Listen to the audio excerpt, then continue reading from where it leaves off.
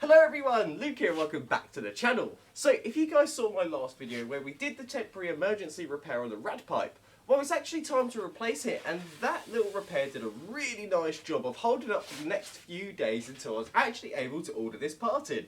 So it's finally arrived, so what we're going to be doing is replacing the upper rad pipe on a Seat Ibiza 6L. So let's go outside and disconnect the old one.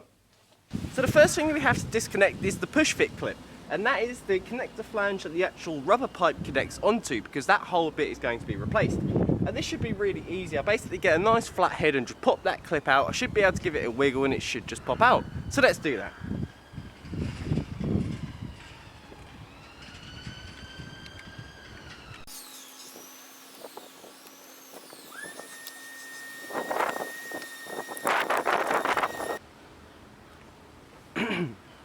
Right, so as I'm actually replacing this whole section, what I decided to do was to actually take the entire clip out. And here is what that clip looks like. But now that clip is completely out, it's going to be much easier to remove this flange.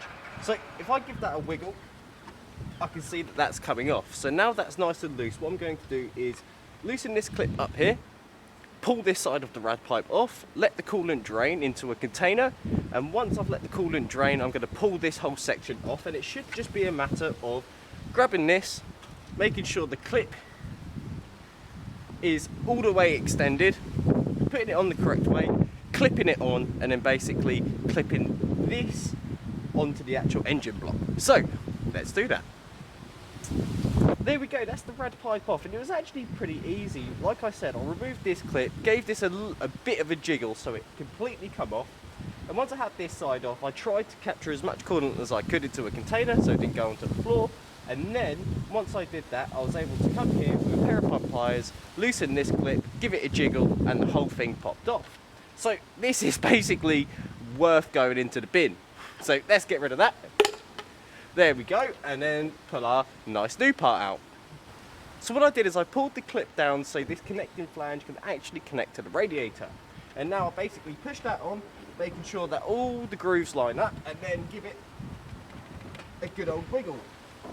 Give it a good old hit, making sure it's really on there, because it has to be on there before we push that clip back up. So now that first side is completely on there and that isn't going anywhere and it's connected up properly, it's time to connect up the other side. So what I've done is I've grabbed a pair of pump pliers, moved the clip all the way up to here, so that gives me a lot of room to make sure that it's properly pushed and fitted onto this pipe.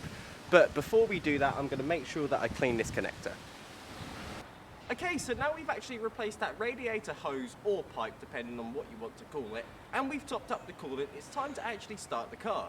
And we're going to start the car and leave it running for around 5 minutes and just make sure that it's not, any of the coolant isn't weeping from any of the connections. Because if it's weeping any fluid, we've got to make sure that our connections are secure. So let's get the car started.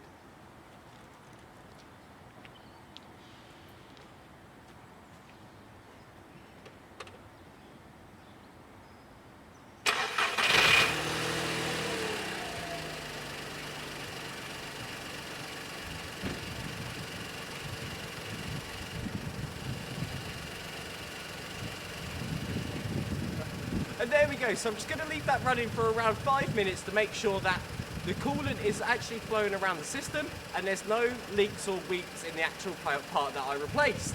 So, let's leave it running.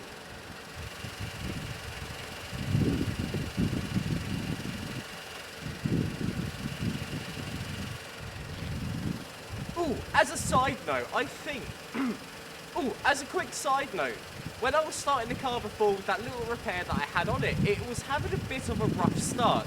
So that indicates that there was a bit of a pressure leak, which doesn't make complete sense because the radiator, well, the coolant system pushes around 50 pounds of pressure.